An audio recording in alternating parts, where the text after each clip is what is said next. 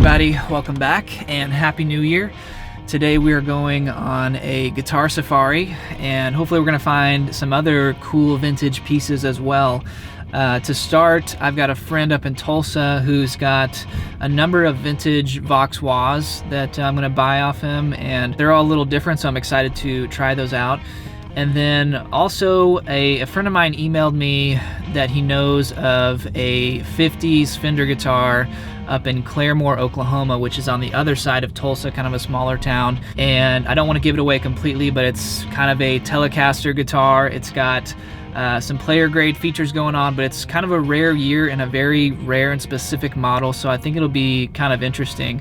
So if all goes well, we will go on this adventure, hopefully buy some Vox wah pedals and a 50s Fender and get it back home and check it out. Let's do it.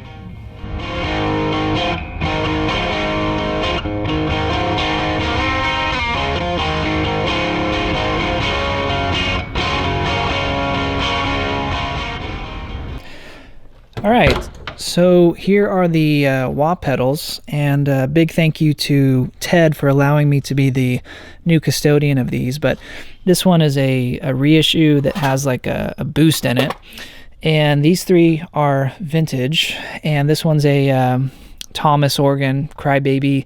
These two are Voxes. This one is a V8 46, which is probably early 70s. This one is a bit of a mystery. He thought it was a 70s wah, but maybe it's possibly late 60s. We don't exactly know. It's missing the rubber plate and the back plate looks replaced, but he said this one is magical. So that'll be really fun to test out. And then this is the Thomas organ one. So three really cool vintage wahs and then a little bonus that he threw in. So yeah, looking forward to testing these out, and time to check out the guitar.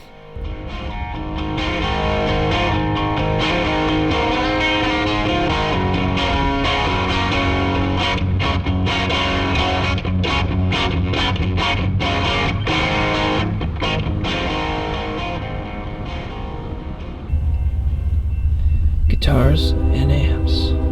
All right, guys. Well, I'm here at Mun's Music in Claremore, Oklahoma. It's actually a cool little town. I've never been here before, but it looks kind of cool. Anyways, I'm not going to bring this camera into this little music store because I just think that, you know, comes off a little bit weird. And you know, if they're cool, maybe I can get some shots from inside. But I'm gonna go in and see what it's about and check in a minute.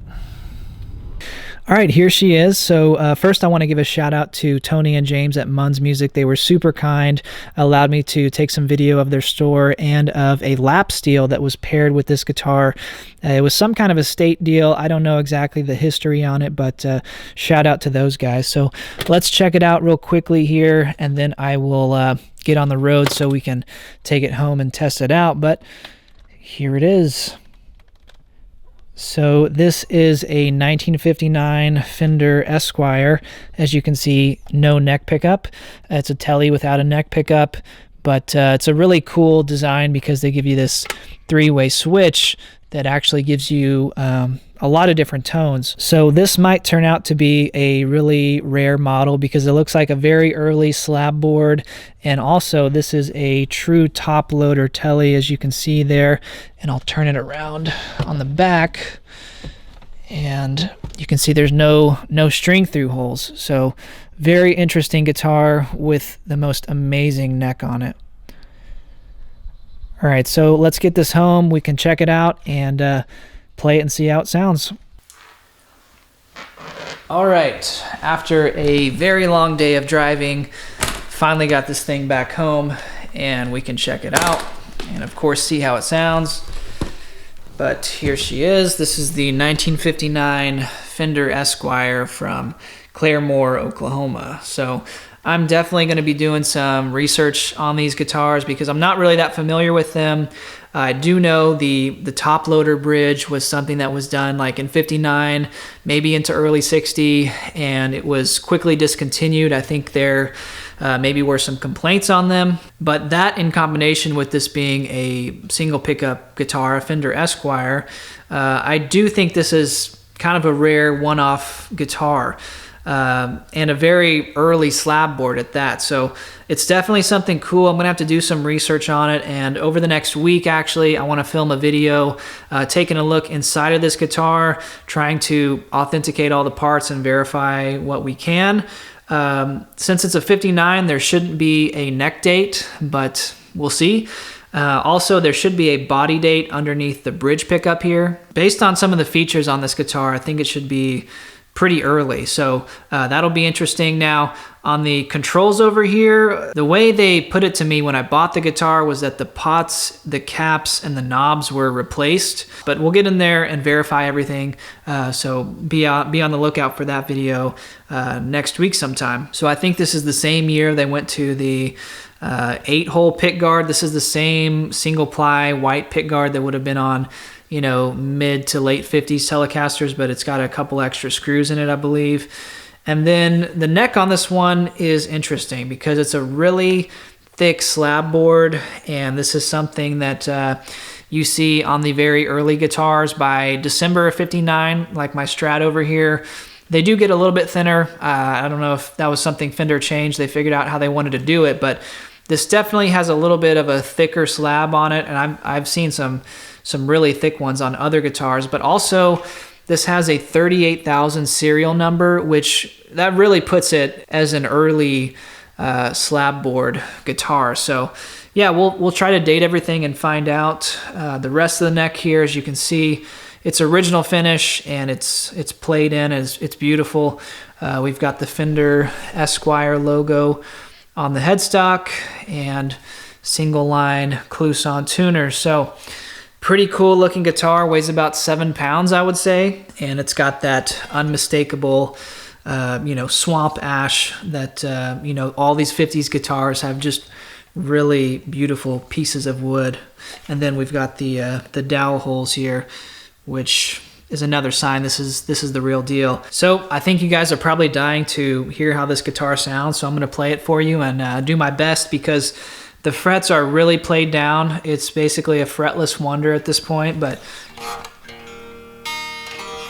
I do think I can play this thing, so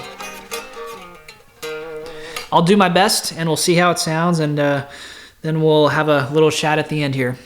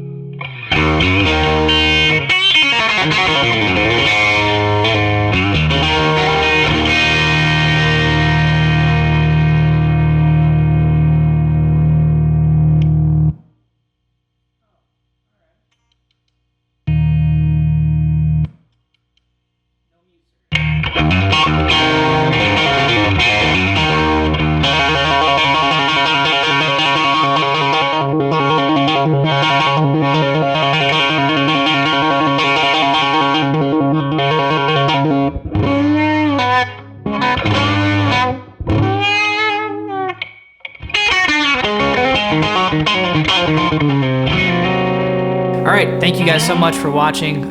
Really appreciate it. I'd love to hear from you guys what you think of this guitar. If you have any information on these, maybe you've had one in the past or you have one currently, I would love to get any information I can from you guys. That's one really helpful thing about this YouTube channel is the group research that we can do. Yeah, what'd you think of the sound? I think it sounds unbelievable. I'll be honest, you know, I was not expecting to like the top loader thing and a slab board telly, because it's very different from a classic Telecaster, you know? And people actually talk down on the top loaders, and then of course a rosewood isn't the, you know, traditional telly thing. So I have to say, I've said it before, I had a really nice telly. It was like a late 60s, early 70s, one of my favorite guitars. Regrettably sold it. This guitar, having basically no frets and needing a little bit of work, is probably the greatest sounding telly I've ever played. It's kind of like in between a telly and like a P90 guitar, I think, with the rosewood board and the top loader thing. It seems to do something a little bit different, and I really like it. My first impression is this seems to be a really cool guitar, and I love vintage guitars that are so unique like this. You know, only like a 1 year period you could get something like this, and yeah, it's a really, really sweet guitar. I think there's also a couple very famous top loaders I'm gonna have to look into as well. So I think it's time for me to sign off and get to work on some other things I've got to do. I'll talk to you guys very soon. We'll have another video next week, all right? Peace.